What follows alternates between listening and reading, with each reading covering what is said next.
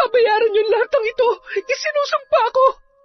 Anak ko, babalikan ko kayo. Tulungan niyo ako. Nay! Tay! Tandaan mo ito. May araw ka rin. Akala mo palalampasin namin ang kalokohang ginawa mo? Nagkamali ka ng kinanti, Paulo. Salamat sa tulong mo, anak ko. April, at sana, habang may panahon ka pa'y makawala ka sa gantong klaseng lalaki. Walang kwenta. Dahil sa iyong kapangasan na lukuhin at saktan ng anak ko. At ang pagkamatay ng bata na sariling dugot laman mo, tanggapin mo ang kaakibat na sumpa ng iyong mga kasalanan. Mas nanaisin mo pang mamatay kaysa mabuhay sa takot at sakit na ikakabit ko sa iyo. Wag! Maawa ka! Sino ka? Bakit mo ginagawa sa akin to? Sino ka? Anong kasalanan ko sa iyo? Taon 2018, Bicol. Habang nagluluto ng hapunan ang mag-asawang Marta at Pedro, ay abala naman sa pagsasampay ng mga damit ang kanilang nag-iisang anak na si Riza. Napasilip naman ang dalaga sa dalawang lalaking papasok sa tarangkahan ng kanilang hanap buhay. Ang isa sa mga yon ay si Ivan. Nasa unang taon pa lamang siya sa sekundarya nung umalis yun. Nagmadali naman siyang tapusin ang pagsasampay. May pagkamahiyain kasi si Riza. Napansin naman agad ni Paulo ang dalaga na hindi niya gaanong namukaan dahil natakpan ang mukha noon na mahaba niyang buhok. Pre, mukhang maganda nga dito sa baryo niyo. Bukod sa malamig ang simoy ng hangin, maganda rin ang tanawin. Loko ka ha? Mukhang iba na namang magandang tanawin ang tinutukoy mo. Huwag kang loloko-loko dito. Baka mamaya pagsisihan mo yan. Nay, Tay, nandito na po kami. Bago tuluyang pumasok sa loob ng bahay ang dalaga, ay pasimple pa yung sumilip sa balkonahe nila Ivan. Nataon naman na nakatingin pa rin sa kanya si Paulo, kaya naman agad niyang binawi ang tingin at pumasok na sa loob ng kanilang bahay. Bit-bit ang isang timba. Ay, nakakahiya. Baka sabihin niya tinitingnan ko siya. Sino kaya yun? Siguro, katrabaho ni Kuya Ivan. Ang gwapo at ang puting-puti niya naman. Mukha siyang anak mayaman. Nay, Tay. Oh, anak, bakit abot taingay ang ngiti mo? Ako po? Nakangiti? Hindi po kaya. Hindi raw. Maupo ka na nga rito at baka nalilipasan ka na ng gutom. Ma, luto na ba yan? Oh, heto na. Maglagay ka na ng pinggan at maghahain na ako. Oh, ayan, masarap yung ginataang langka. Ano po ang sahog, Ma? Ang sahog? Aba, syempre. Ano nga bang sahog nito, Pa? Ang pinakamahal na sahog ng nanay mo. Pagmamahal. Pasensya na anak at medyo kinakapos tayo ngayon. Hayaan mo, pasasaan ba't makakaluwag-luwag rin tayo. Kung hindi lang nadisgrasya ng mga peste ang pananim natin sa bukid at maging ang mga palay ay hindi sana tayo... Okay lang naman po, Tay. Masarap naman po magluto si Nanay. Hayaan nyo, kapag may trabaho na ako, matutulungan ko na rin po kayo. Tingnan nyo si Kuya Ivan. Mula na nagtrabaho siya sa Maynila, gumanda na yung buhay nila. Tapos, maayos na po ang buhay nila ngayon kesa nun, kaya... Kaya ipipilit mo na naman ang pagtatrabaho sa Maynila. Anak, kaunting panahon na lang naman ang hinihiling namin sa'yo. Ibebenta ko ng ilan sa lupa natin para may pangmatrikula ka sa darating na pasukan. Oo nga naman, anak. At saka, kapag nagtrabaho ka na, mahihirapan ka nang bumalik sa pag-aaral. Tatama rin ka na kapag nasanay ka na sumasahod ka. Pero Nay, Tay, kapag binenta natin yon, sayang naman. Kahit 1 o 2 taon lang na pagtatrabaho at kung mabait ang magiging amo ko sa Maynila, pwede naman hong pagsabayin ko ang... Hindi ka aalis sa bahay na ito. Ano ngayon kung magdildil tayo ng asin o magkanda ko ba ako sa pag-aararo basta dito ka lang at hindi ka lalayo sa amin ng nanay mo? Hindi mo alam kung gaano kadelikado ang buhay na malayo sa pamilya. Wala nga tayo ni isang kakilala doon. Pero tay, Sige na, kumain na kayo at magpapahangin muna ako sa labas. Ay. Nababakas sa mukha ni Mang Pedro ang pagkadismaya ng mga sandaling yon dahil sa pagpupumilit ni Riza. Sinundan ng tingin ng dalaga ang kanyang ama at yumuko na tila ba nakukonsensya sa kanyang inasal. Anak, intindihin mo na lamang ang tatay mo. Maging ako ay hindi rin mapapakali kung sakaling mapapalayo ka sa amin. Naaalala mo ba nangyari sa tiya mo noon? Yun ang iniiwasan ng tatay mo. Mapanganib at iba ang buhay sa Maynila. Kaya para sa ikapapanatag ng kalooban namin, pakiusap anak, ito na sana ang huling beses na pag-uusapan natin ito. Hindi na lamang umimik ang dalaga, ipinagpatuloy niya na lamang ang pagkain habang pinipigilang pumatak ang kanyang mga luha. Pakiramdam niya kasi ay wala siyang karapatang magpasya para sa kanyang sarili. Hindi niya na nga malayang magawa ang maraming bagay dahil sa hirap ng buhay, ay hindi rin siya makatulong kung paano babangon sa buhay na meron sila. Pagkatapos kumain ay agad niyang hinugasan ang pinggan na kanilang pinagkainan. Lumabas yon ng bahay at naglakad-lakad papunta sa may sapa. Yun ang paborito niyang puntahan kapag malungkot siya o kapag mabigat ang kanyang pakiramdam. Nang makarating doon ay agad niyang hinubad ang kanyang tsinelas at itinabi sa may damuhan. Agad na yung nagtampisaw sa sapa at umupo sa isang malaking bato. Sabay na pabuntong hininga na lamang si Riza. Dumampot yon ng ilang puting bato mula sa mababaw na tubig at inihahagis niya yon sa malalim. nakakainis. Lagi na lang bawal, lahat na lang bawal. Anong akala nila sa akin? Ibon na nakakulong sa hawla?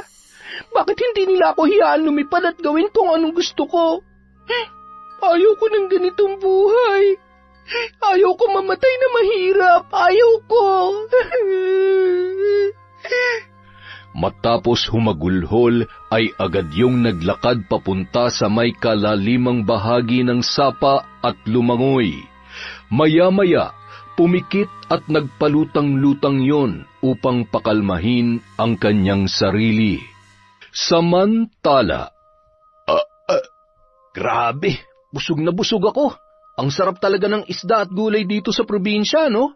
Sinabi mo pa, kaya sobrang nakakamiss ang buhay dito eh. Tahimik, payapa, at hindi usok ng mga sasakyan ang malalanghap mo. Parang ang sarap maligo ah. Wala bang malapit na paliguan dito? Ilog, sapa, o kaya dagat? Meron. Teka lang, sa malapit-lapit muna tayo ha.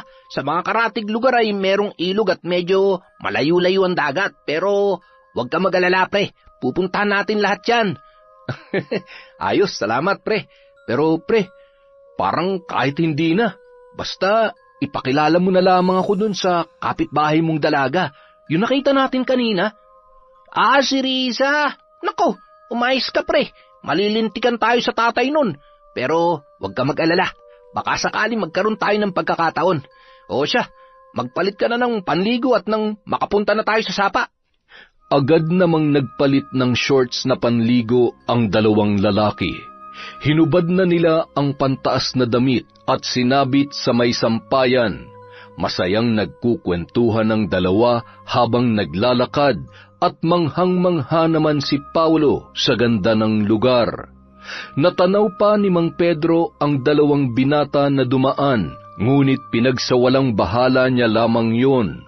Pumasok na yun sa kusina at saka kumain habang nakikipagkwentuhan sa kanyang asawang si Marta. Ano, hindi na naman kumain na maayos yung anak mo dahil napagsabihan? Kumain naman.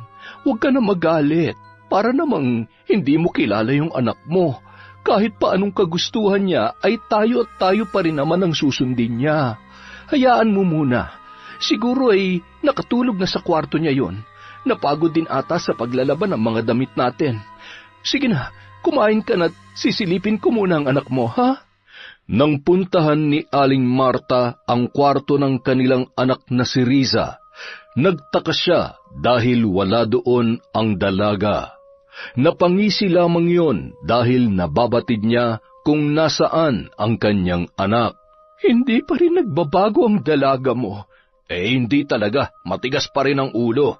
Manang-mana sa'yo. Ano, nakatulog na ba sa sama ng loob? Hindi, wala siya sa kwarto niya. Alam mo naman kapag tinutopak yun ay biglang tinatawag ng sapa. Mukhang nakikipag-usap na naman sa mga talangka. Anong sabi mo? Sa sapa ba ka mo? O ba't kanina'y may mga lalaking papunta roon? Sandali nga't susunduin ko. Pa, dalaga na ang anak mo. Hayaan mo namang makakilala ng gwapo. Tumigil ka, Marta. Masyado pang bata ang anak natin. Mahirap na. Iba ng takbo ng mga kalalakihan ngayon. Masyado ng mga mapusok at, ay, takpan mo na nga lang muna yung kinakain ko. Ay, sus Mariosep ka, Pedro. Saksakan naman ng pagiging seloso mo. Noon ako ang binabakuran mo. Ngayon naman ang anak mo. Ay. Sa kabilang banda, Hanep, napakaganda dito, pre. Teka, nakikita mo bang nakikita ko? Ano ba yun?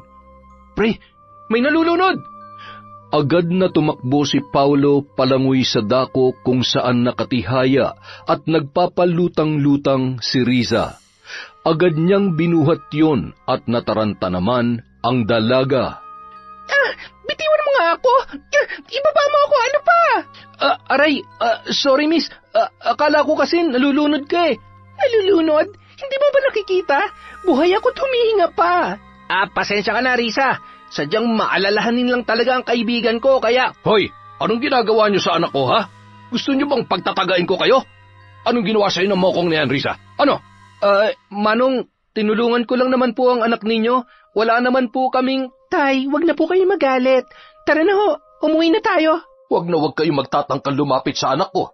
Kung hindi, makakatikim kayo sa akin. Mang Pedro, sandali lang po. Ano? Gusto mo talaga matikman ang bagong hasa kong... Hindi po. Kumalma ho kayo. Hindi niyo na po ba ako natatandaan? Si Ivan po to. Ivan? Ikaw nga. Hindi na kita halos nakilala. Tara na, anak.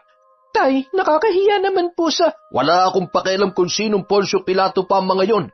Umiwas ka na lamang at hindi natin alam ang likaw ng bituka ng mga yan. Hindi mo ba nakita kung paano katitigan ng mga yon?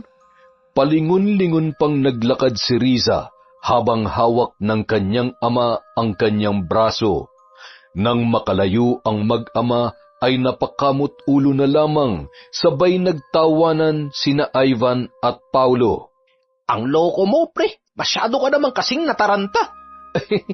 Paanong di ako matataranta kung ganong kaganda yung nakikita kong nalulunod? Sayang nga eh. Akala ko pa naman magagamit ko na yung natutunan ko sa pag-CPR. Style mo, bulok. Pero, pwera biro, pre. Ang ganda talaga niya. Maganda kung sa maganda, pero pre, nakita mo naman kung gaano katapang si Mang Pedro, hindi ba? Kaya kung ano man yan naglalaro sa utak mo, sinasabi ko sa'yo, kalmahan mo, pre. Dahil maliban sa katapangan ni Mang Pedro, ang nanay ni Riza ay anak ng kilalang mambabarang dito sa baryo namin. Kaya sabi ni tatay, siguradong ipinasa daw kay Aling Marta ang pagiging kampon ng dilim. Ano ka ba naman, pre? Huwag ka nagpapapaniwala sa ganyan. Dito lang naman sa probinsya nauuso ang mga ganyan. Halika na, iligo na lang natin to. Bago tayo bumalik sa Maynila, sisiguruhin ko magkakausap ulit kami ni Riza at makukuha ko rin ang loob ng tatay niya. Pre, yung makausap siya, medyo posible pa. Pero yung makuha ang loob ng tatay niya, naku! Para ka naghihintay ng milagro. Grabe ka naman, pre. Lahat na dadaan sa diskarte. Patutunayan ko sa iyan.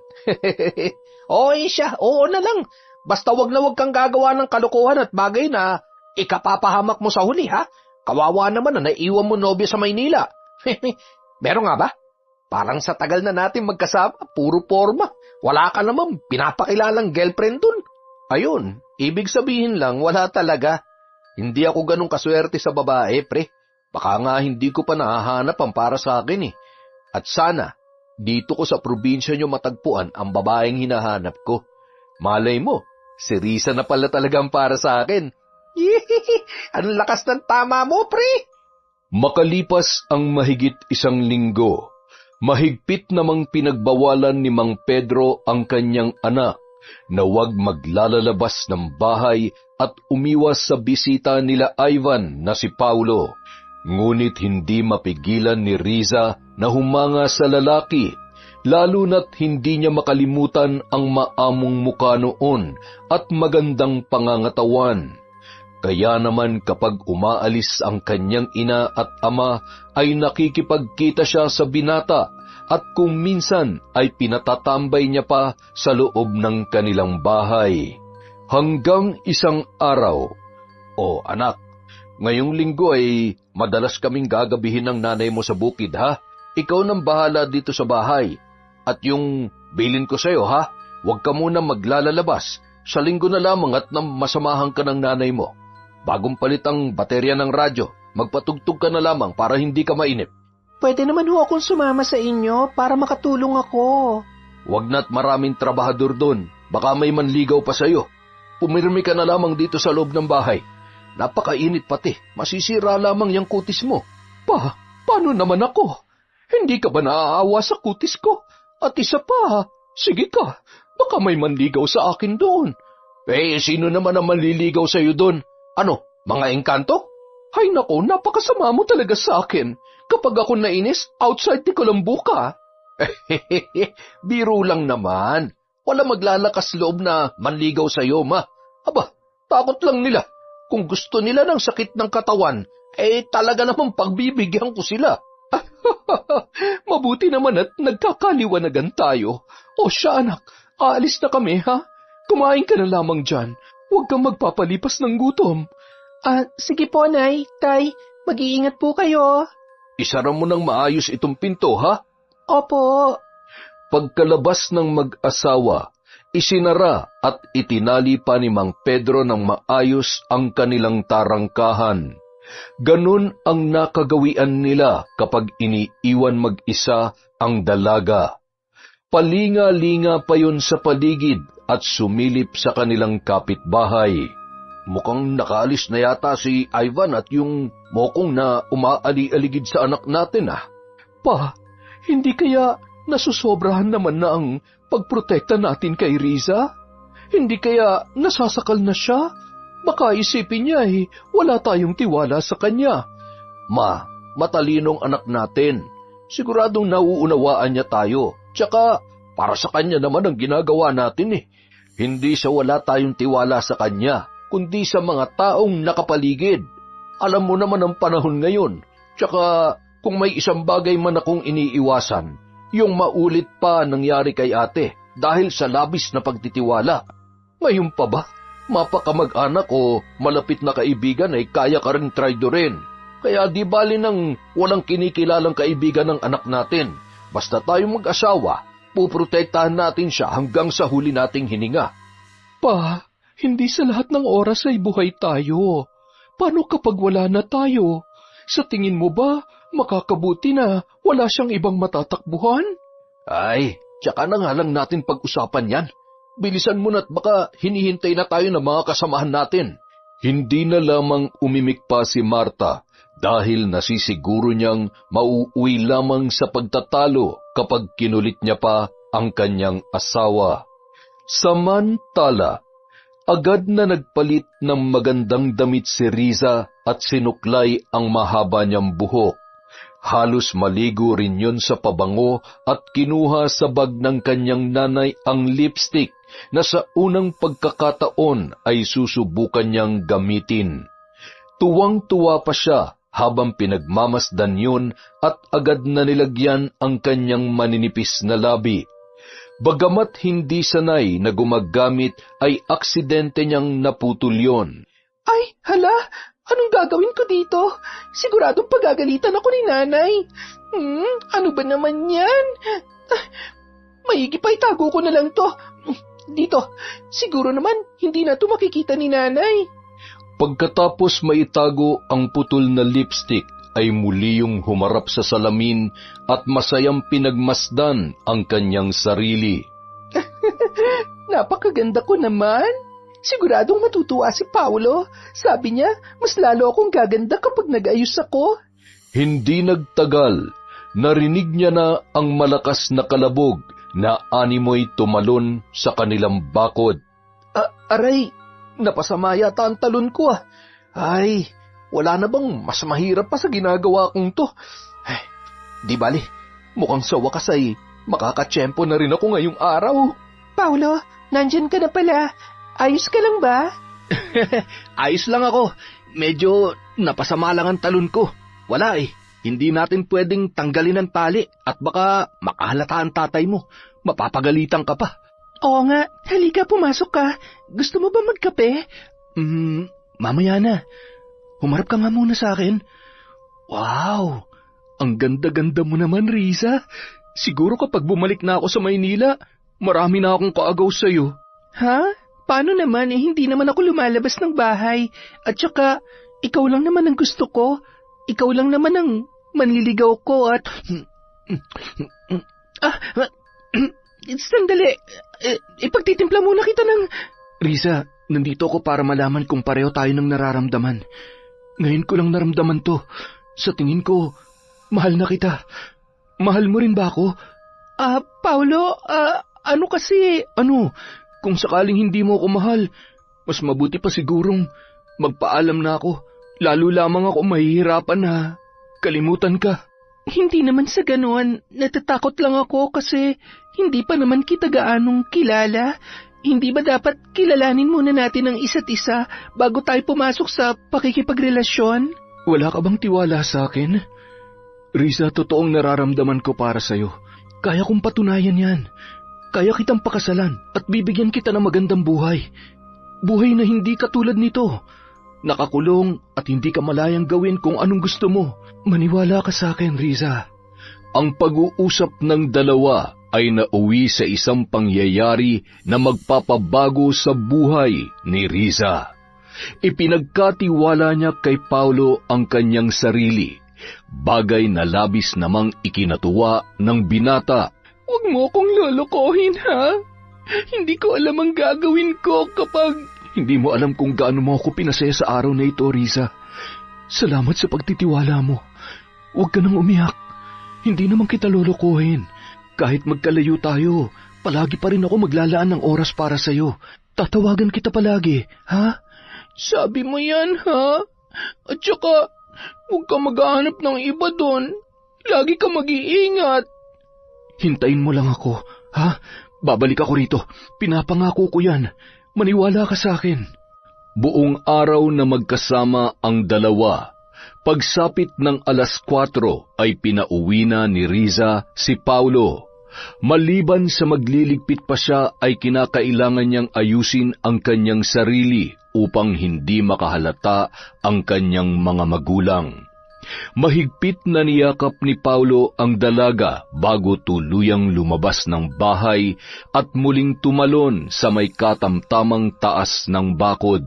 Samantala, nakakunot noon namang palakad-lakad si Ivan at nakahawak sa kanyang baba, habang nag-iisip kung saan pumunta ang kanyang kaibigang si Paolo.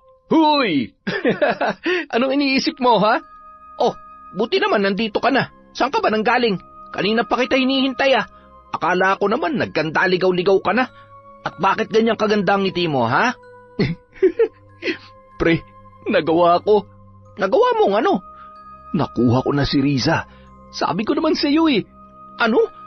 Gago mo, pre. Hindi ka talaga nakinig sa akin. Naku, patay tayo dyan. Akala mo nagbibiro ako? Kapag nalaman ni Mang Pedro ang tungkol sa inyo, pre, magtago ka na sa pinanggalingan mo.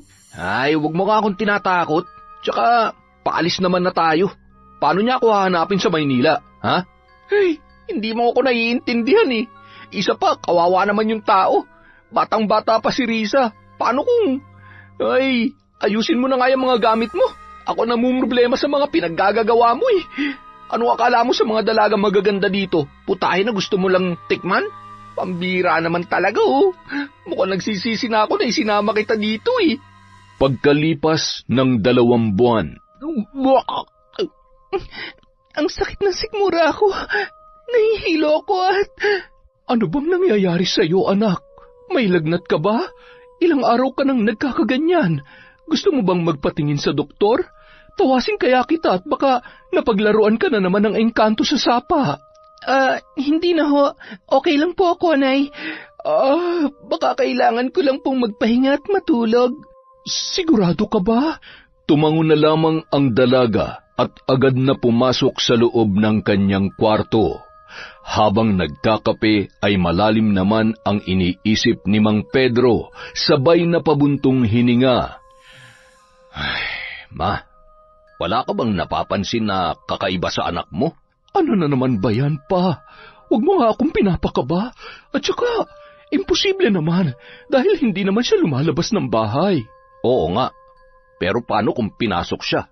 Palagi natin siyang iniiwan na mag-isa dito. Maliban natin kung may ginagawa ng kalokohan niyang anak mo. Nagpatuloy ang pag-uusap ng mag-asawa. Sa loob naman ng kwarto ay aligaga si Riza habang tinatawagan ang numero na iniwan sa kanya ni Paulo. Mula nung umalis ang lalaki ay 3 beses niya lamang nakausap yun. At pagkatapos ng mga pagkakataong yun, ay hindi na sinasagot ng lalaki ang kanyang mga tawag at mensahe. Hindi pwede to. Kailangan niya malaman ang kalagayan ko. Kailangan kita, Paulo. Kailangan mo kaming panagutan na magiging anak natin. Habang umiiyak, pumasok ang mag-asawa sa kwarto ni Riza. Agad naman na nagpahid ng luha ang dalaga. Bakit ka umiiyak? Ano, hindi ka na kinakausap ng tatay ng anak mo? Tay, ano pong ibig niyong sabihin? Sa edad kong to, hindi mo na ako maloloko, Riza. Anak, magsabi ka nga sa amin ng totoo. Buntis ka ba? Sinong tatay ng anak mo? Nay, Tay, sorry po. Mahal ko po siya at alam kong mahal niya rin po ako. Kaya niya naman po kaming panindigan, kaya huwag po sana kayong magagalit. Sinasabi ko na nga ba, pagkatapos ka naming ingatan, ikaw rin ang sumira sa buhay mo. Bakit ba napakatigas ng ulo mo, Riza? Gaano ka totoo na paninindigan ka ng tatay niyan, ha? Sino? Sinong tatay ng dinadala mo? Sabi mo sa akin ang totoo. Tay, huwag na po kayong magalit. Magsasabi naman po ako ng totoo. Si Paulo po. May nangyari po sa amin bago sila bumalik ng Maynila. Anak ng putya naman, Riza. Nag-iisip ka ba? Bumigay ka sa isang dayot hindi naman natin kilala? Saan ba kami nagkulang sa'yo, ha? Ano bang dahilan at nagawa mong sirain ang buhay mo? Pedro, minahon ka. Makakasabayan sa anak mo. Alam mo namang nagdadalang tao na siya. Hayaan mo na kung hindi siya panindigan ng lalaking yon. Ang importante ay nasa atin ang anak natin. Hindi po. Ang sabi niya sa akin kapag nabuntis niya ako, magsasama kami bilang isang pamilya. Kukunin niya ako at siya magbibigay ng magandang buhay sa akin. Hindi ako makakapayag na ikulong niyo ako sa loob ng bahay na to kasama ang anak ko. Iiwan mo kami ng nanay mo para lamang sa lalaking yon? Kung noon naging sunod-sunuran ako sa lahat ng gusto niyo kahit ang totoo, sakal na ako. Pinili kong sundin kayo. Pero sa pagkakataong to, hindi na ako makakapayag na diktahan niyo ako sa desisyon ko. Anak ko na ang pinag-uusapan natin dito. Kaya sa ayaw at sa gusto niyo, hahanapin ko si Paulo. Hahanapin ko siya at iiwan ko na kayo. Anak, hindi ganoon kadali ang gusto mo mangyari. Sa lawak na Maynila, saan mo siya hahanapin? Paano kung... Pabayaan mo siya. Yan ang gusto mo? Sige, para malaman mo kung para saan lahat ng ginagawa mo. Gusto mo maging malaya? Sige, mag-empake ka na't siguruhin mo na mapapanindigan mo yung desisyon mo, Riza. Sana lang hindi mo yan pagsisihan. Pilit na pinipigilan ni Mang Pedro ang pagtulo ng kanyang luha at ang galit na maaaring mag-udyok sa kanya na mapagbuhatan ng kamay ang pinakamamahal niyang anak. Anak, nakikiusap ako. Huwag mong gagawin to. Paano kung may mangyaring masama sa'yo at wala kami doon ng tatay mo para... Nay, tama na. Hindi na ako bata. Pabayaan niyo na lamang ako. Yan ba talaga ang gusto mo? Yan ba talaga ang magpapasaya sa'yo? Mahal na mahal ka namin ng tatay mo. Kaya yung mga sandali na akala mo ay kinukulong ka namin ay hindi para ipagkait sa iyo ang kalayaan na gusto mo, kundi para protektahan ka. Pero kung naging masama kami magulang para sa iyo, sige, iwan mo kami. Heto ang pera. Yan yung pera na naipon namin para sa pangmatrikula mo. Kakailanganin mo yan. Napahagulhol na lamang si Riza habang hawak ang pera na iniabot sa kanya ng kanyang ina. Naroon ang takot sa posibleng kalabasan ng naging pasya niya, ngunit yun lamang ang kanyang naiisip na paraan na ikabubuti ng batang kanyang dinadala. Hahanapin natin ang tatay mo. Hindi ko hahayaang habang buhay na lang tayo sa 4 na sulok na bahay na to. Bibigyan kita ng magandang buhay, anak. Buhay na ipinangako sa atin ng tatay mo. Huwag ka mag-alala. Lahat gagawin ko para mahanap lamang siya. Noong araw ding yun, pagkaalis ni Mang Pedro at Marta, ay pumunta si Riza sa bahay nina Ivan. Nadatnan niya roon ang ama ng binata at nagtanong siya sa eksaktong lugar kung saan naninirahan si Ivan sa Maynila. Hindi na yun nagsayang pa ng oras, kaya naman ng araw ding yun ay bumiyahe siya papuntang Maynila. Nang makarating sa terminal ay agad naman siyang sinundo ni Ivan na noon ay nagtataka kung bakit humingi ng tulong sa kanya ang dalaga. Kailangan mo ba ng trabaho? Buti pinayagan ka ng mga magulang mo. Hindi trabahong pinunta ko dito. Pasensya na sa abala. Hindi kasi sinasagot ni Paulo ang tawag ko, kaya ikaw naisip kong makakatulong sa akin para mahanap siya. Ano? Hinahanap mo si Paulo? Bakit? Ano ba nangyayari? Nagdadalang tao ko at siya ang ama. Patay. Matutulungan mo ba ako? Ang problema ay mahigit 1 buwan na rin kaming hindi nagkikita. Ang alam ko ay may inaasikaso siya dahil plano niya magtrabaho abroad. Pero huwag kang mag-alala, siguradong hindi pa nakakaalis yun. Magtatanong ako sa mga kaibigan namin kung saan sila lumipat ng bahay ngayon. Hindi ko na rin kasi makontak ang lokong yun eh. Baka nagpalit na ng number. Ay, salamat sa tulong, Kuya Ivan, ha? Tatanuin ko tong isang malaking utang na loob sa'yo. Nakukonsensya tuloy ako sa nangyari sa'yo. Kung hindi ko sinama yung mokong na yun, di sana. Huwag mong sisihin ang sarili mo. At saka, hindi naman ako nagsisisi sa nangyaring to. Mahal ako ni Paulo, kaya alam ko na matutuwa siya kapag nalaman niya na nagdadalang tao ko. Makalipas ang 3 araw. Pasensya ka na, Riza. Hindi kita masasamahan. Basta, ipakita mo lang ang address na yun sa taxi na sasakyan mo. Hindi naman gaanong kalayuan yan mula dito. Mag-iingat ka, ha? Kung may kailangan kay, tawagan mo na lang ako. Kumain ka muna bago umalis at baka mahilo ka na naman. Sige na, papasok na ako, ha?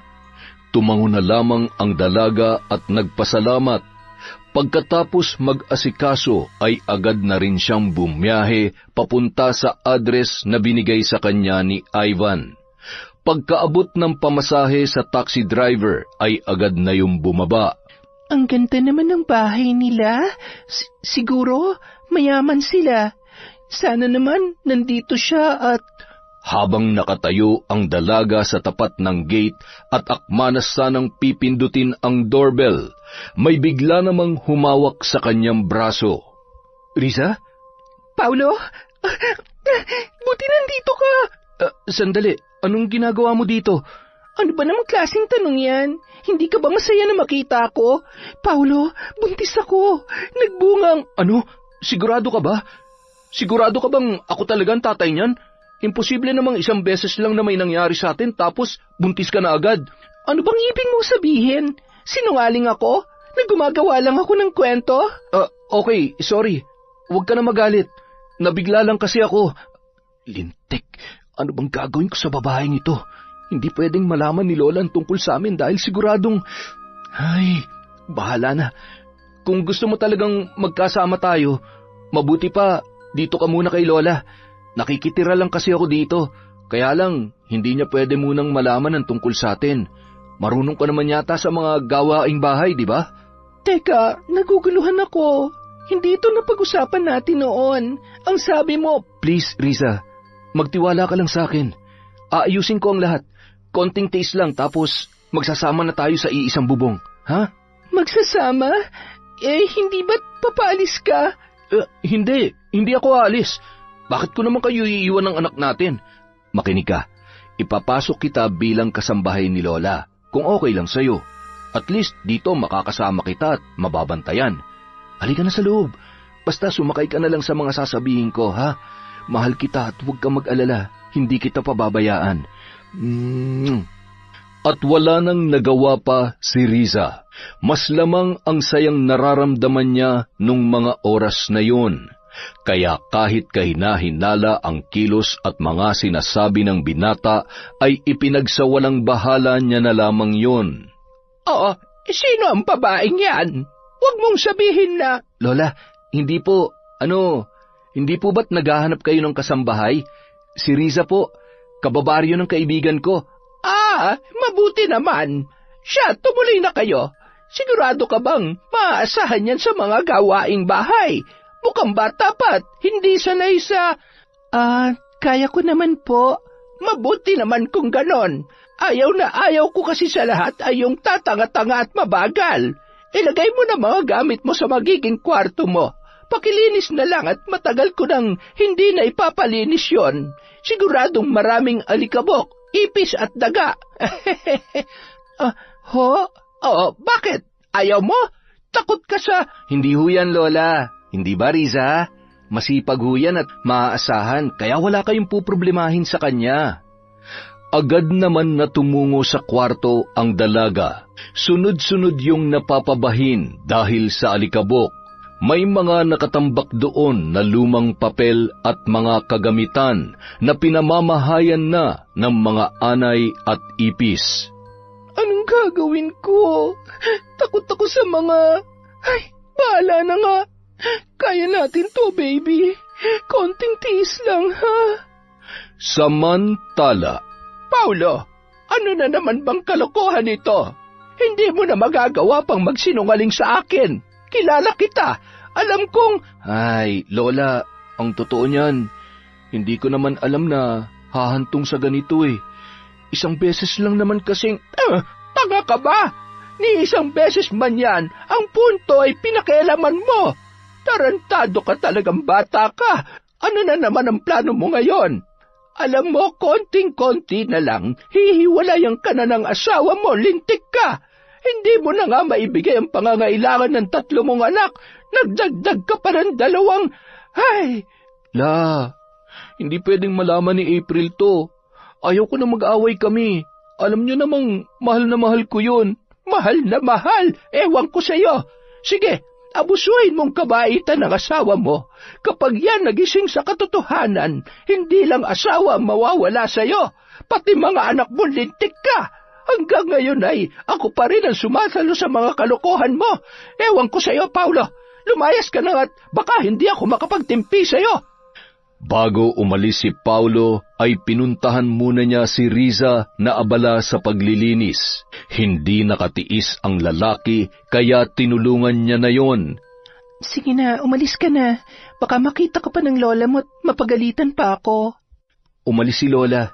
Mamamalengke raw muna siya, kaya tutulungan na kita para hindi ka gaano mapagod. Siyempre, pagkatapos nito, kailangan may premyo ko. Ikaw talaga hanggang ngayon hindi ka pa rin nagbabago. Siyempre. Halos 1 linggo nang natutulog sa bahay ni Lola Doring si Paulo. Nawiwili pa kasi yon sa presensya ni Riza na noon ay magta3 buwan pa lamang ang tiyan. Hindi yon ang unang beses na nambabae siya, kaya tila ba normal na lamang sa kanya ang sitwasyon na yon. Isang araw. Riza! Ano ba? Hindi ka pa bababangon dyan? Aba! Lola, lintik kang babae ka. Napakalandi mo. Hindi ka nandito para landiin ang apo ko. Hindi mo nga magawa ng tama ang pinag-uutos ko pero nagawa mong lumandi ng todo. Ambisyosa ka. Tama na po. Nasasaktan po ako. Wala akong pakialam. Talagang masasaktan ka sa akin kaya alamin mo ang lugar mo sa pamamahay ko. Naiintindihan mo? Ha? Opo, aray ko. Bitawan niyo na po ang buhok ko. Maglinis at magluto ka na. Bilis! At ikaw, Paulo, lumayas ka nga muna sa bahay na ito. Naaasiwa ako sa mga pinaggagawa mo.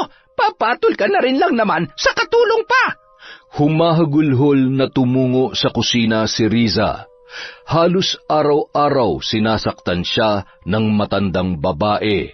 Nahihirapan kasi siya, lalo na sa paggamit ng mga appliances na hindi naman pamilyar para sa kanya.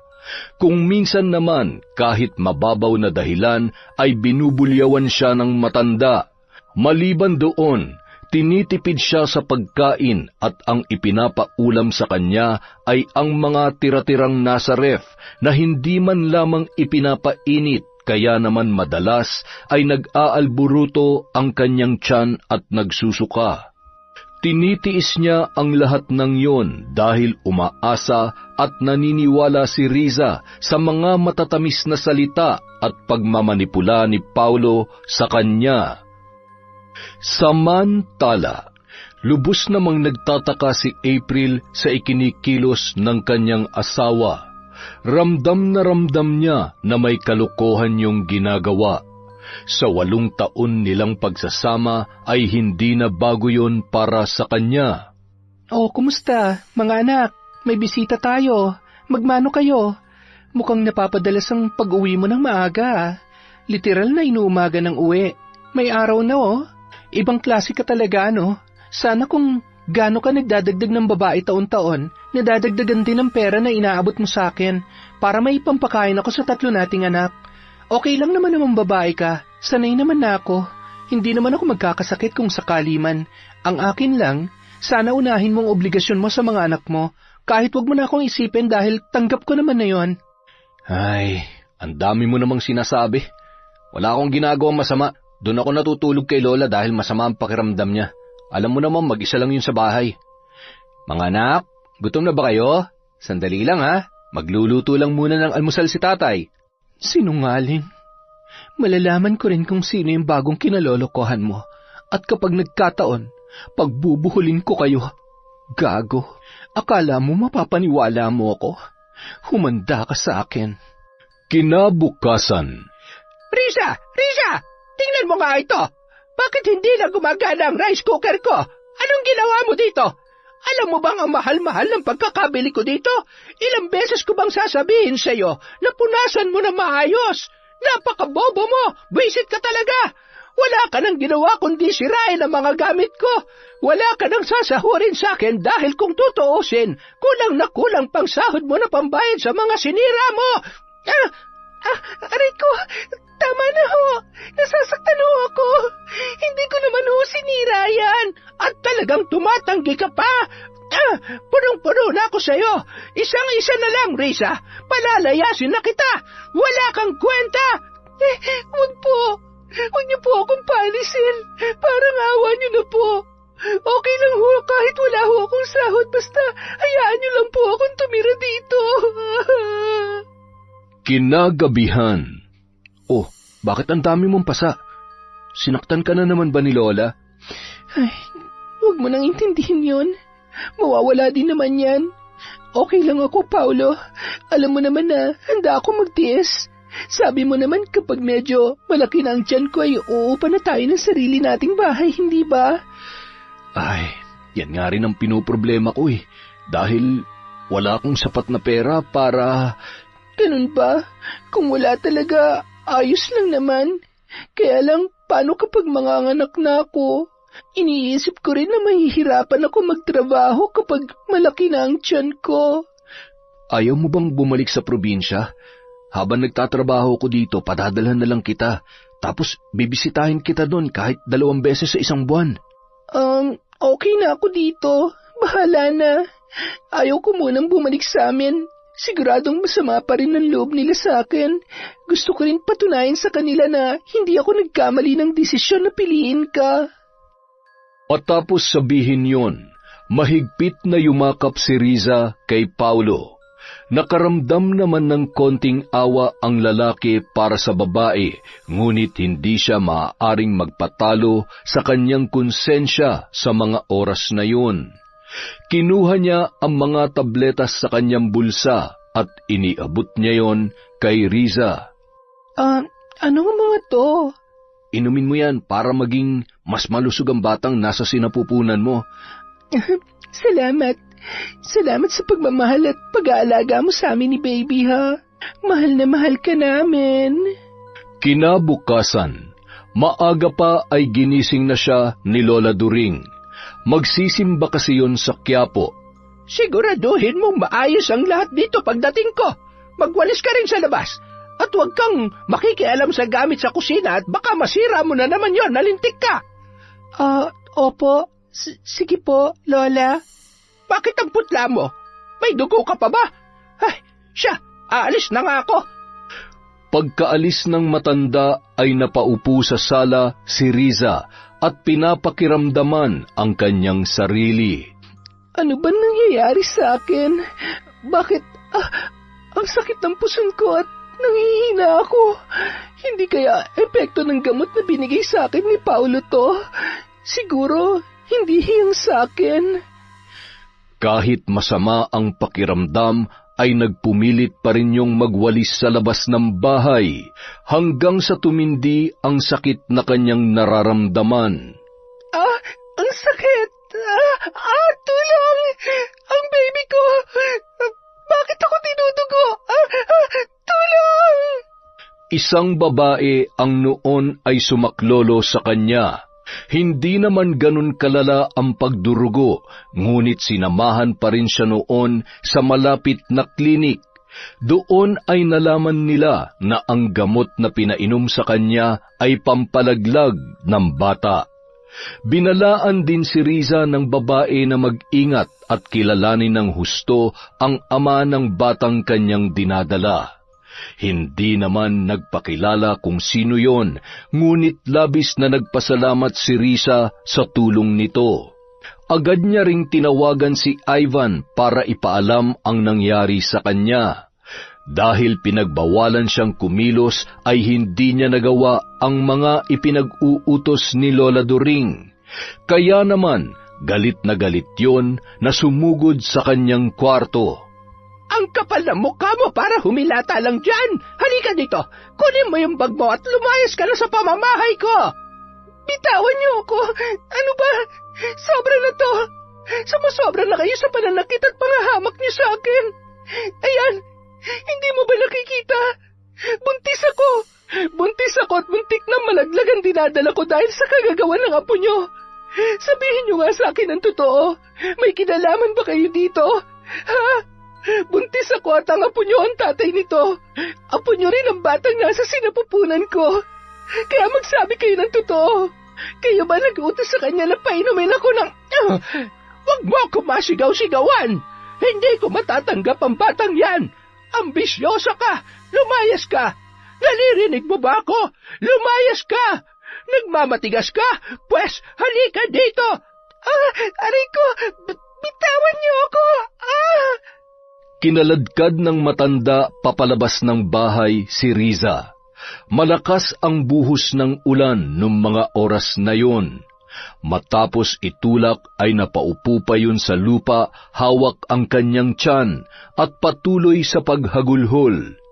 Hindi pa yun nakontento, itinapon pa sa may bandang tiyan ang bag ni Riza dahilan para mamilipit yon sa sakit. Humalakhak pa ang matanda bago isinara ang kanilang pintuan. Bahala ka dyan! Mamatay ka sana sa lamig! Ang kapal ng mukha mo! Nakakagigil ka! Habang humahagulhol si Riza, ay naramdaman niya ang malakas na bulwak ng dugo sa kanyang puwerta na animoy may kasama ng laman. Sa pagkakataong yun ay nababatid niya na tuluyan nang nawala ang bata sa kanyang sinapupunan. Mga hayop kayo! Pagbabayaran yung lahat ng ito. Isinusumpa ko. Anak ko, babalikan ko kayo. Tulong! Tulungan niyo ako! Nay! Tay! Yun ang huling nasambit ni Riza bago siya nawalan ng malay. Maya-maya, Nagmamadali namang bumaba ng taxi si Ivan. Nakita niya ang nakahandusay na si Riza sa lupa. Mababakas ang dugo sa bestida nito na umagos hanggang sa kanyang paa. Riza! Riza, gumising ka! Isinugod ni Ivan si Riza sa ospital. Nang magising ang dalaga ay hawak ni Ivan ang kanyang kamay, habang nakatango ay nakatulog na sa tagiliran ng kanyang higaan. Nang igalaw niya ang kanyang kamay ay agad namang nagising ang binata. Hindi pa siya tuluyang makapagsalita habang sinasariwa sa isip kung ano ang mga nangyari. Magpakatatag ka. Hinihintay ka pa ng mga magulang mo, Riza. Huwag ka mag-alala, magiging maayos din ang lahat. Kung alam ko lang na ganitong sasapitin mo, hindi ko na sana hinayaan pa na magkita kayo ni Paulo. Patawarin mo ko. Napakasinungaling niya. Hayop siya. Sinira niya ang buhay ko. Pinatay nila ang anak ko. Mga hayop sila. Hindi ko sila mapapatawad. Kinaumagahan, ikinagulat ni Riza ang pagdating ng kanyang nanay at tatay. Anak, sobrang nag-alala kami sa'yo. Bakit naman kasi ang tigas-tigas ng ulo mo? Tingnan mo nangyari sa'yo. Bakit po kayo nandito? Hindi ba dapat pabayaan niyo na lamang ako? Hindi ako naging mabuting anak sa inyo. Kasalanan kong lahat ng ito dahil hindi ako nakinig at sinuway ko kayo. Pabayaan niyo na lamang po ako, Nay, Tay. Hindi ako karapat-dapat sa pagmamahal niyo dahil salbahe ako. Masama akong anak at hinayaan ko na mawala sa akin ang anak ko. Wala akong kwentang ina. Anak, tama na. Marahil ay nagkamali ka. Pero kahit anong mangyari, anak ka pa rin namin. Naligaw ka ng landas, pero alam namin na babalik at babalik ka. At kami bilang mga magulang mo, ilang beses ka magkamali, nandito kami para tulungan ka na itama ang mga pagkakamali mo. Sasamahan ka namin bumangon, katulad ng maliit ka pa. Ilang beses ka mamadapa at masugatan, lagi pa rin kaming nandito ng tatay mo. Mahal na mahal ka namin, anak. Salamat, Ivan. Kung hindi dahil sa iyo, baka kung ano na nangyari sa anak namin. Ay, walang anuman po. Pasensya na po talaga. Hindi ko naman po alam na hahantong sa ganito ang lahat. Maliban sa naging malapit kami magkaibigan sa trabaho nun, hindi ko naman po alam kung anong klaseng lalaki talaga siya. Makalipas ang 1 linggo, papabalik na sana sila sa probinsya nang tumawag ang babaeng tumulong kay Riza nang unang beses na nawalan yun ng malay. Kaya naman nagplano muna silang puntahan ang bahay nito, lalo na't sinabi noon na may importante siyang sasabihin kay Riza. Samantala, ano bang meron? Bakit ang dami mo niluto? May mga bisita ka ba? Oo. At saka para sa mga bata. Unang sahod ko kasi ngayon sa online job ko, kaya syempre, kailangan mag-celebrate. Maupo ka na't ang mga bata. Paparating na rin naman ang mga bisita ko. Excited ka na ba? Excited saan? Na makilala ang mga bisita ko. Malay mo, kilala mo rin sila. Ay, kinakabahan ako ah. Parang ngayon lang ulit kita nakitang ganyang kasaya. April, baka naman may iba ka ng kinalolokohan, ha? Nagpapakatino na ako. Kaya wag na wag kong malalaman na may lalaki ka. Ako? May lalaki?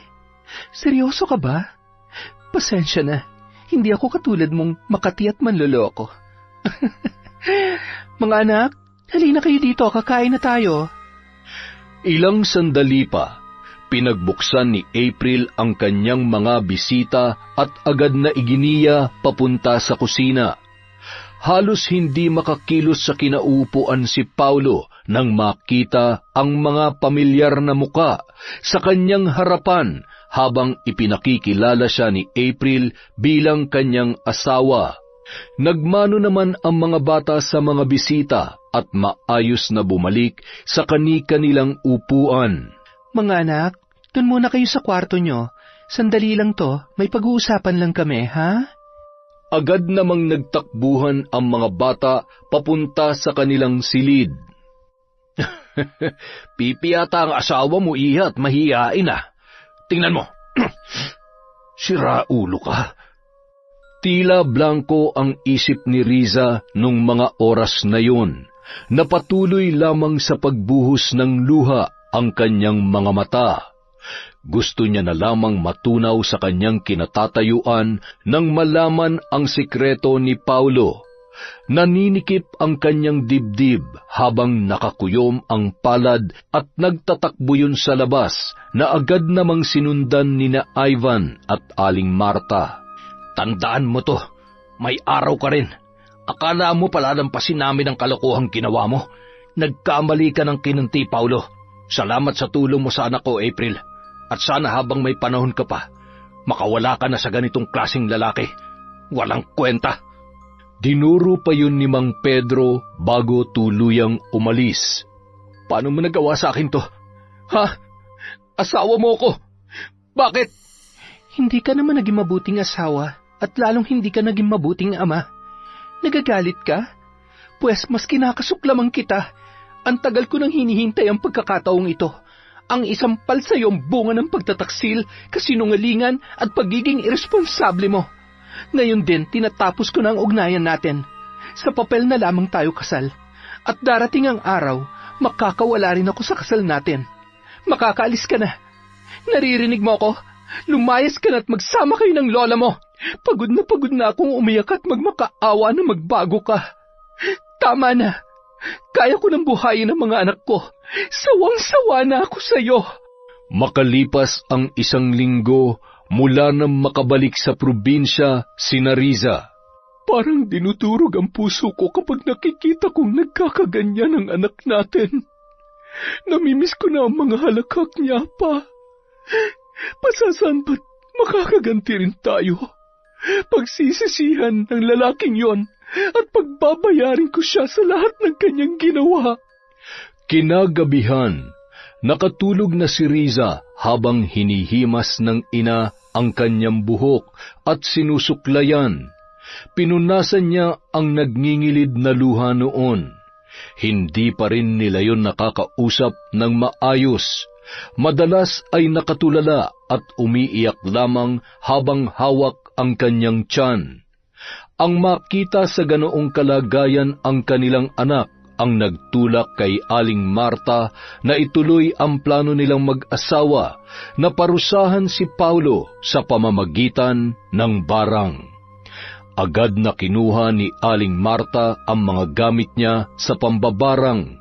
Matagal na siyang may alam sa bagay na yun dahil sa isang mabagsik na mambabarang ang kanyang ina. Ipinamana sa kanya ang kaalaman at mga kakaibang kagamitan. Ginamit niya ang ilang damit ng lalaki na napasama sa gamit ni Riza. Dahil sa iyong kapangasan na lokohin, saktan ang anak ko at ang pagkamatay ng bata na sariling dugot laman mo. Tanggapin mo ang kaakibat na sumpa ng iyong mga kasalanan. Mas nanaisin mo pang mamatay kesa mabuhay sa takot at sakit na ikakabit ko sa iyo. Sa bawat tusok ng tinik, pagpatak ng kandila at bawat insekto ay hudyat ng iyong kamatayan. Kamatayan na dadaan muna sa hindi mo maipaliwanag na sakit at paghihirap na ngayon mo lamang mararanasan. Manikluhod ka man at humingi ng kapatawaran, hindi mo na matatakasan ang bunga ng iyong kasalanan. Lahat ng sakit at kamalasan ay isa sa iyo, Paulo. Samantala, hindi ka ba talaga titigil sa kakainom, ha? Kahit magpakalunod ka pa sa alak, hindi ka na babalikan pa ni April. Kung ako sa iyo, ayusin mo yan sarili mo. Patunayan mo sa kanya na handa ka magbago. Pilitin mo magkaroon na maayos na buhay dahil hindi sa lahat ng panahon ay nandito ako. Paano kung... Nalinig ka pa dibdib ko. Apo, hindi ako makahiga. Tulungan mo ako. Lola, gumising ka. Hindi mo ako pwedeng iwan, Lola. Kailangan ko kayo. Lola! Lola! Labis na nagdamdam si Paulo matapos mailibing ang kanyang lola, lalo na't hindi man lamang pumunta sa burol ang asawa at kanyang mga anak. Nababatid niya na ganun na lamang kalaki ang galit ni April sa kanya. Isang gabi, habang paulit-ulit niyang tinatawagan si April at patuloy sa pag-inom ng alak, ay may narinig siyang iyak ng sanggol. Hinahanap niya kung saan yun nagmumula. Tumungo siya sa isang kwarto na dating silid ni Riza nung naninirahan pa yun doon bilang kasambahay ng kanyang lola. Napakunot noo siya nang wala naman siyang nakita sa ibabaw ng higaan, kaya gumapang siya sa sahig at doon ay nakita niya ang isang duguang sanggol na umiiyak at nakaluwa ang mga mata. Hindi niya magawang kumilos sa kanyang pwesto dahil sa matinding takot, lalo na nang gumapang yon papalapit sa kanyang muka. Hanggang sa pinagkakalmot siya noon, ramdam niya ang pagbaon ng kuko sa kanyang leeg habang sinasakal siya hanggang sa tuluyan na siyang malagutan ng hininga. Napabalikwas si Paulo sa sofa na kanyang hinihigaan. Ano bang klaseng panaginip yun? Akala ko natuluyan na ako. Tumayo ang lalaki at humarap sa salamin. Nakita niya ang dugo na tumutulo mula sa kanyang mata at leeg. Kasabay noon ay ang pagkirot na nararamdaman niya na para bang may kung anong tumutusok sa kanyang laman. Napasigaw ang lalaki dahil sa sakit, sabay bumagsak ang salamin at nabasag yun. Ang mata ko! Aray! Hindi ko na kaya! Ang sakit! Nagpagulong-gulong ang lalaki habang nakatakip sa mata ang kaliwat kanang kamay niya. Huwag! Maawa ka! Sino ka? Bakit mo ginagawa sa akin to? Sino ka? Anong kasalanan ko sa'yo? Ano? Kaya pa ba? Bakit ka ba nagtataka sa nangyayari sa'yo? Sa dami at laki ng mga atraso mo sa babaeng niloko mo, saan ka kumukuha ng lakas ng loob na magmaang-maangan? Dapat naman talagang mabulag ka para hindi na makakita ng bagong biktima. Ngayon, maigi pa'y maranasan mo ang hirap ng pagbubuntis. Bago ka man lamang mamatay, matutunan mo kung gaano kahirap magdala ng sanggol sa sinapupunan. Kaya wala kang karapatan na magtanim ng bata sa bawat babaeng iyong matitipuhan.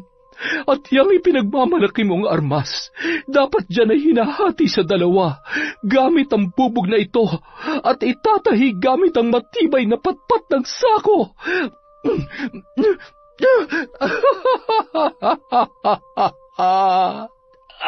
Ang tiyan ko! Bakit lumalaki ang tiyan ko? Tulong! Napakaingay mo. Mukhang kailangan ko munang tahiin yung bunganga mo. Naririndi na ako sa'yo. Oh, ayan. Ayos ba? Eh di nanahimik ka na ngayon. Ang ingay-ingay mo kasi. Wala mang nakikita ay ramdam na ramdam ni Paulo ang pagbabago ng kanyang katawan. Napahiyaw yun nang maramdaman niya ang pagtilamsik ng dugo sa kanyang ari na animoy hinati. Halos mapatiran siya ng hininga nang maramdaman niya ang pagbaon ng malaking karayom at sinulid sa kanyang laman, hanggang sa tuluyan na yung mawalan ng malay. Kinaumagahan, nagising si Paulo na masakit ang ulo. Nagkalat ang dugo sa sahig, kaya nababatid niyang totoo ang laman ng kanyang panaginip. Bakit nakakakita na ulit ako? Ano ba talaga nangyayari sa akin? Nababaliw na ba ako? Pero hindi. Sigurado ako sa nangyari kagabi. Ay, panaginip lang ba talaga yon? Bahala na nga. Sa tuwing sumasapit ang gabi, nanunumbalik ang sakit na kanyang nararamdaman. Hindi siya makakita at makapagsalita. Hanggang sa isang umaga, araw ng Biyernes, nagising siya na punong-puno ng pasa ang kanyang mga braso at muka. Ang paa niya ay nangingitim na tila ba nabubulok at may tumutubong kung ano-ano na madalas ay dumadapo sa kahoy na nabubulok. Hinimas niya ang kanyang tiyan at ramdam niya ang kirot noon. Kapag kanyang nadidiinan ay nabubulabog ang laman na animoy may mga mahahaba at matatalas na galamay. Napahagulhol si Paulo nang maalala niya ang sinabi ni Ivan tungkol sa mambabarang. Noon niya napagtanto na posibleng totoo nga yun. Sobra na. Hindi ko na kaya. Hirap na ako. Patayin mo na lamang ako kaysa pahirapan mo ako ng ganito. Patayin mo na lamang ako. Alam ko malaking kasalanan ko kung sino ka man. Patawarin niyo ako. Pakiusap.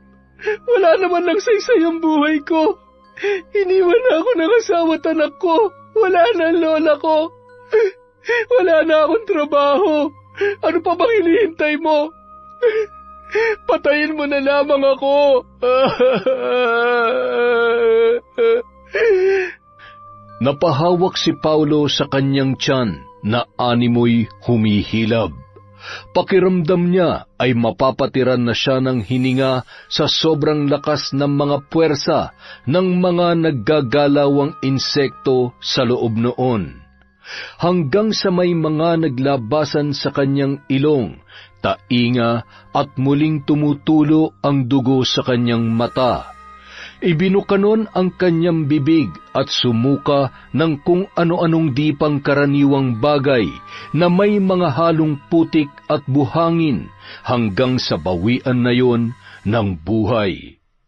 Nang araw ding yun, dala-dala ni April ang dokumento na papipirmahan niya sana sa lalaki. Pumatak ang luha ni April nang makita sa ganoong kalagayan ang ama ng kanyang mga anak. Ngunit mas nanaig ang galit sa ginawa nito sa kanya. Gayunpaman, pinili niya pa ring gawin kung ano ang nararapat. Yun ay ang mailibing ng maayos ang kanyang asawa at tuluyan ng mamuhay ng malaya at payapa kasama ang kanyang mga anak. Kung malaking kasalanan na sukuan ang relasyon nating dalawa, kapalit ng kapayapaan na nararamdaman ko ngayon, handa akong ihingi ng tawad to sa Diyos. Pero alam kong alam mo kung gaano ko nagtiis at naghirap sa ilang taong pagsasama natin. Kung meron man akong pinakatamang nagawa, yun ay ang tulungan si Riza. Sana mahanap mo ang kapayapaan sa pangalawang buhay. Sa kabilang banda, Nay, Tay, nagugutom po ako. Salamat sa Diyos at nagsasalita na ulit ang anak ko. ay sandali lamang anak, maghahain lamang si tatay ha? Anak, tumawag pala si Ivan. Ang sabi niya ay uuwi daw siya sa susunod na buwan. Kinukumusta ka niya? Magpalakas ka na raw at tutulungan ka niya magkaroon ng maayos na trabaho. Hay, nakakahiya naman kay Kuya Ivan. Lagi na lang niya akong tinutulungan. Abay, dapat lang dahil... Pa, ayan ka na naman. Ay, oo na. Siya, anak, bumangon ka na at kumain ka na. Masarap yan. Siyempre, luto ng nanay mo yan at ako ang naggayat. Kumain ka na marami, ha? Masaya namang pinagmamasdan ng mag-asawa na halos maubos ang laman ng pinggan ni Riza. Nangangayayat na rin yon dahil sa labis na depresyon na kanyang pinagdadaanan. Nay, Tay, salamat po. Sa kabila ng mga kasalanan ko sa inyo, hindi niyo pa rin ako pinababayaan. Akala ko hindi niyo na ako matatanggap kaya Kahit nahihirapan na ako sa pananakit ng lola ni Paolo ay hindi ko naisipang bumalik na lamang dito. Hindi ko rin ipinaalam agad kay Kuya Ivan dahil ayaw ko na rin siyang maistorbo. Ewan ko ba, hindi ko alam kung dapat ko bang sisihin ang sarili ko. Nakasalanan ko rin kung bakit nawala yung baby ko. Napapagod na akong sisihin ang sarili ko at magalit ng paulit-ulit. Huwag mong sisihin ang sarili mo. Sino ba namang ina ang hindi gugustuhin na mabigyan ng buong pamilya ang anak niya? Kaya naiintindihan ka namin. Masyado ka pa kasing bata kaya natakot kami ng tatay mo. Huwag ka nang mag-isip dahil naturuan ko na ng leksyon ang lokong yon. Nabigyan ko na ng hustisya ang pagkawala ng apo ko.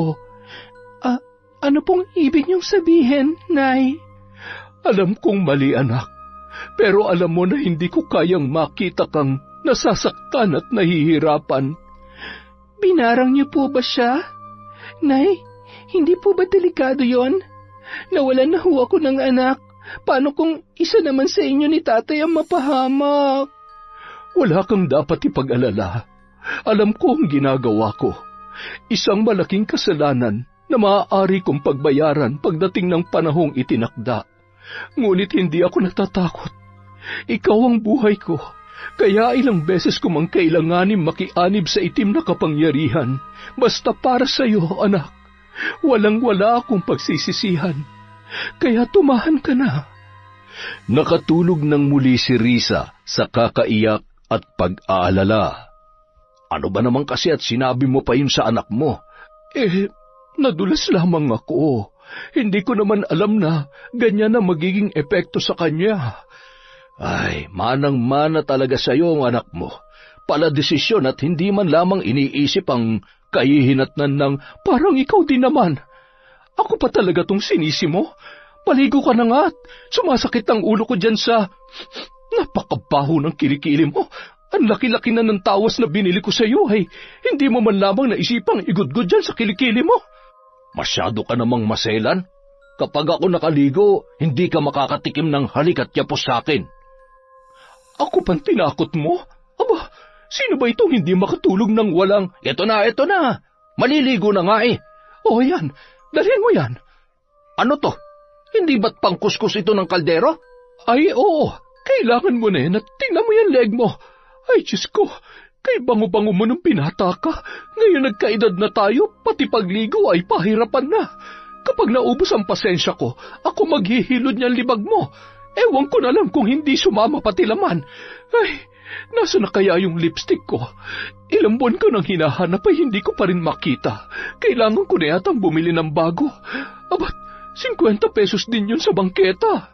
Sa paglipas ng ilang buwan ay patuloy pa rin kinukumusta ni April ang kalagayan ni Risa hanggang sa tuluyan na ring nanumbalik sa dati ang sigla ng dalaga. Lalo na nang umuwi si Ivan at may nakakausap yun. Nakita na mag-asawa kung paano napapasaya at inaalagaan ng binata ang kanilang anak. Pa, sa tingin mo maliban sa kapitbahay at kaibigan, posible kayang tama ang kutob ko sa dalawang yan? Tingnan mo naman ang mga ngiti at titigan. Hindi ba't ganyan mo rin akong titigan noon? Ay, ano ka ba naman? Kaya lang naman kita tinititigan noon dahil hindi ko masabi sa iyo na na may muta ka. Siyempre, baka magalit ka sa akin. Ano ka ba? Puro kakalokohan. Talagang mababalian ka ng buto.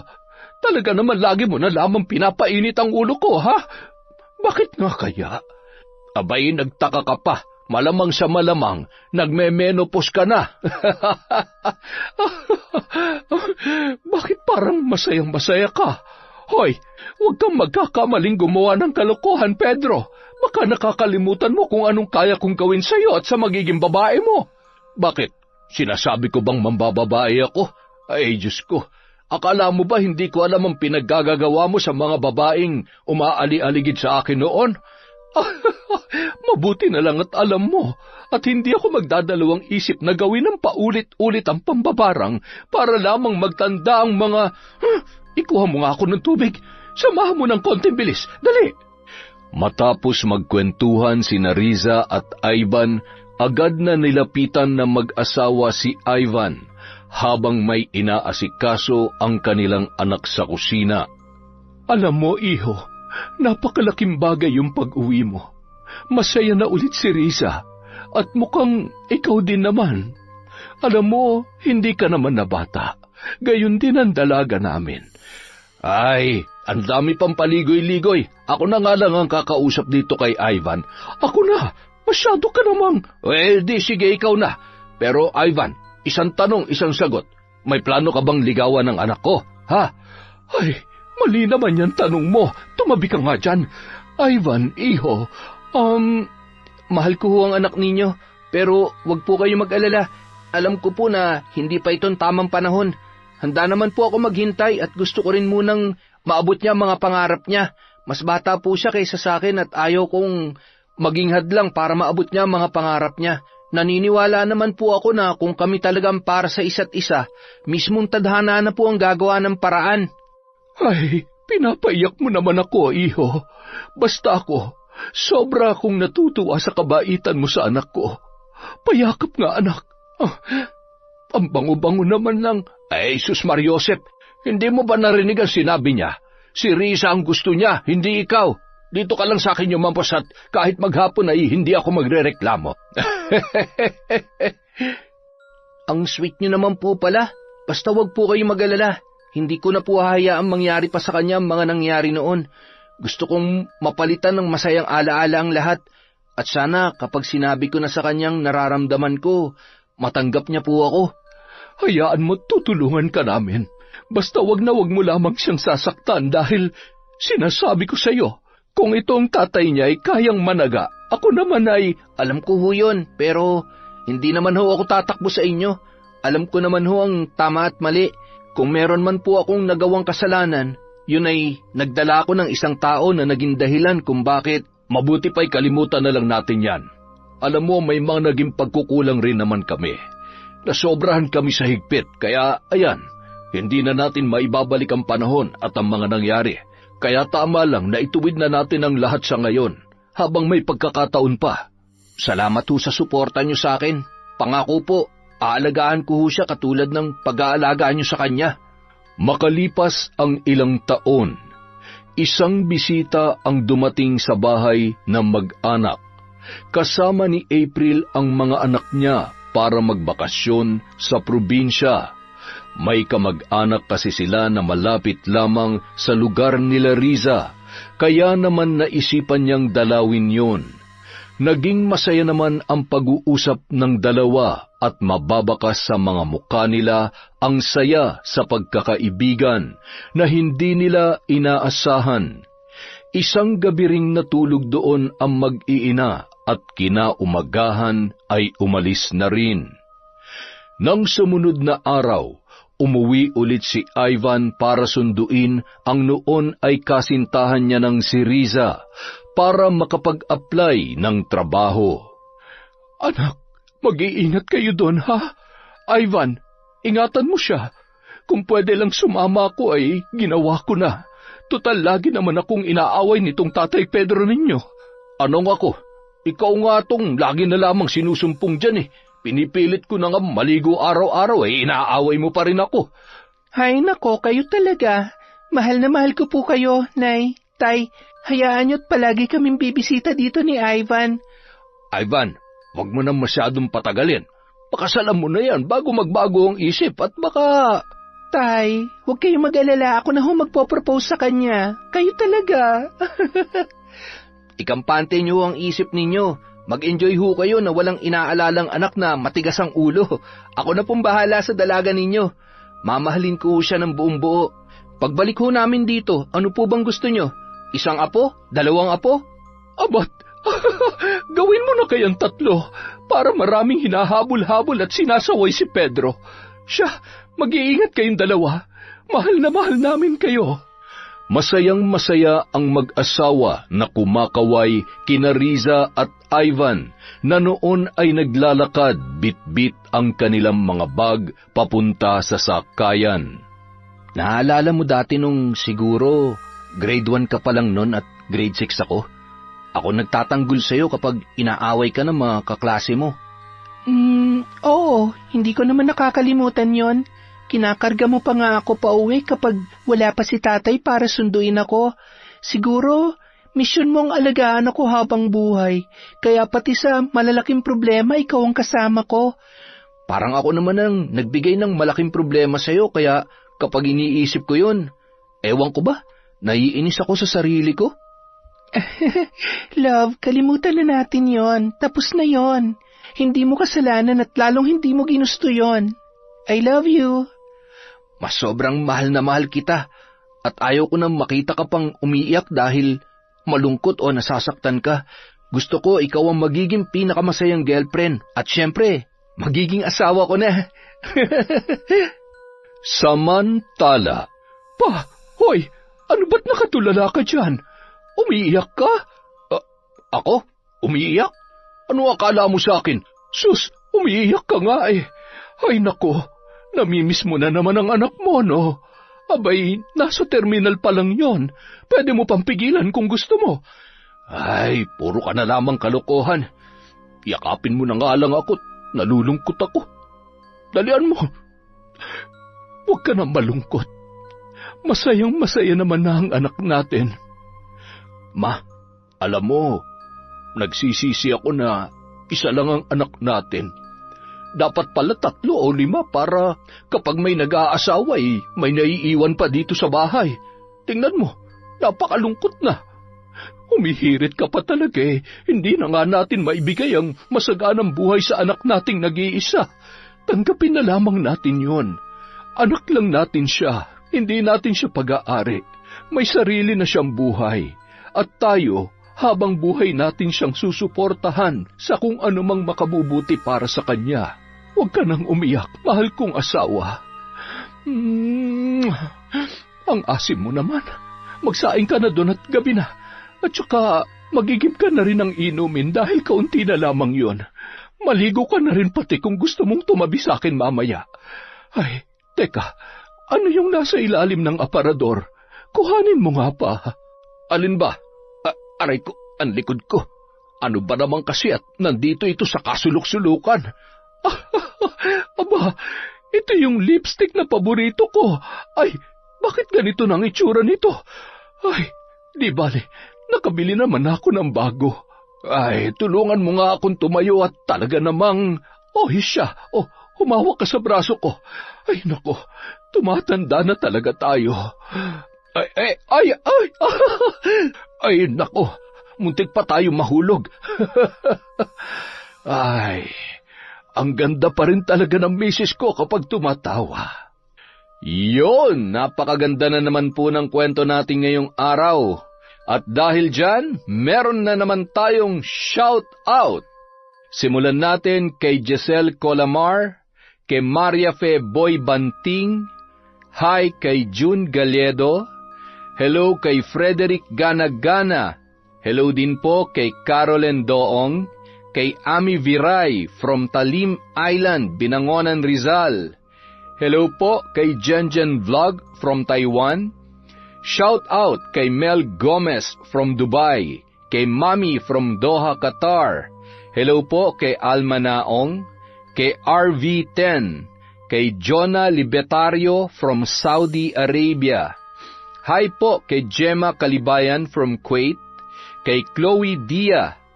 Hi kay Willie Galvez, kay Michelle Esperon, I Love Resort Pinay, kay Arlene Lebra. Shoutout din po kay Genevieve Virtusio, kay Jeanette Sanico. Hi po sa mga taga Lelemaan, Pangasinan from Ginaline Sibayan. Hi kay Princess Alexis Grefaldia at Maria Grace Grefaldia. Hello po kay Jeanette Takazawa, kay Ryan Alva, Loretta Bobes, Riza Kahayag at Elidia Bobes. Hi po kay Emrose Strong FW, kay Jeneline Mix Vlog, kay Zairab Sharif. Hello po kay Glenda Galido, kay Miss Maura, kay Estelita Reyes. Shout out po kay Mia Aspa, kay Eric Umali, kay Wilma Cruz from Quezon City, kay Justine Grace Dignos.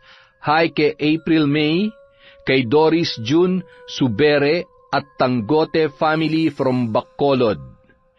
Hi kay Mukbanger 21 Mix, kay Alfredo Alano. Hello po sa lahat ng taga-Antipolo dyan.